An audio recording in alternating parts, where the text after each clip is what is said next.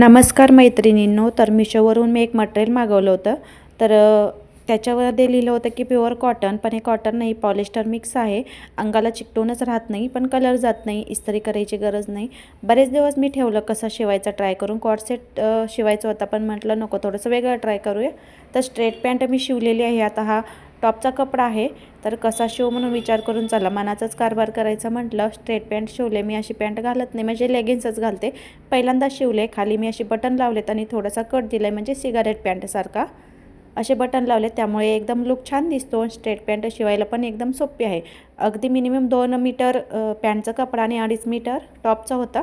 तर इथे jacket type केले, मनी लावले आहे. जॉकेट जॉईंट केले मी, असं फुलतं ठेवलं नाही, जॉईंट केले. आणि जेवढा कपडा होता तेवढा सगळ्याचा मी घेर घेतला आहे. तर कसा वाटला हा ड्रेस मला नक्की कळवा.